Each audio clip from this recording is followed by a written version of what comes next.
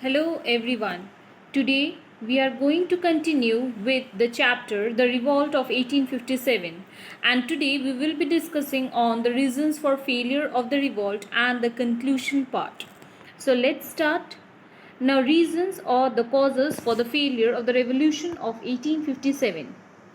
Why the revolt failed? Basically, the native Indian states, influenced by the example of powerful Hyderabad, did not join the rebel.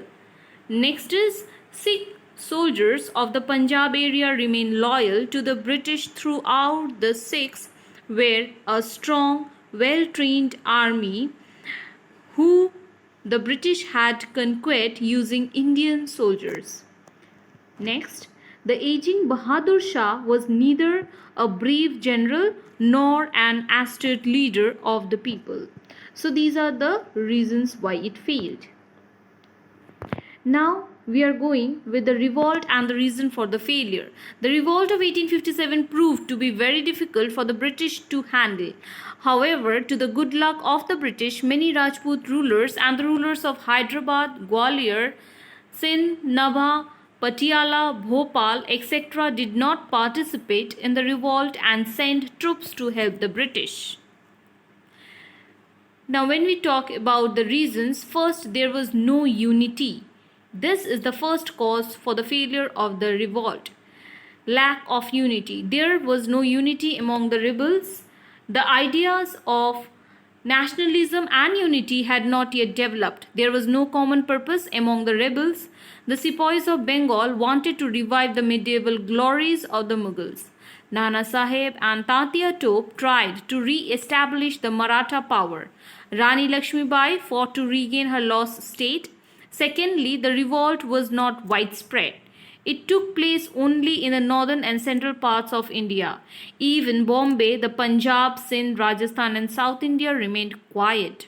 The British managed to get the loyalty of the Sikhs, Afghans and the Gurkha regiments. The Gurkhas actually helped the British in suppressing the revolt.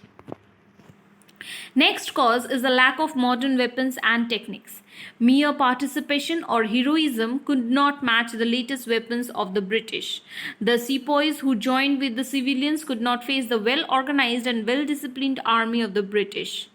The lack of resources, both in trained man and money, made the rebels to give up the struggle on many occasions. The telegraphic system and postal communications helped the British to speed up their operations. Lack of modern weapon was one of the very important reasons for the failure of the revolution. Next is leadership. There was lack of good leaders on the part of the Indians. There was no organization and planning. The rebel leaders were no match to the British generals. Rani Lakshmibai, Tatia Tope and Nana Sahib were courageous, but they were not good generals. Finally, the English mastery of the sea enabled them to get timely reinforcement from England. So, leadership was one of the very important reasons for which the revolution failed. Failure of the mutiny, as we will summarize, the mutiny was localized. Major part of India was unaffected. Lack of proper weapons. No common goal amongst the sepoys. Internal chaos among mutineers. Many communities like Rajputs, Gurkhas, Holkars, Sindhia supported British rather than taking part in the mutiny. The English generals like Outram, Havelock and Campbell were experienced and competent military officers. The uprising was mainly concentrated in cities rather than villages. So these were the main reasons for the failure of the mutiny. Causes of the failure: the revolt was localized and was poorly organized. The British had better resources than the rebels.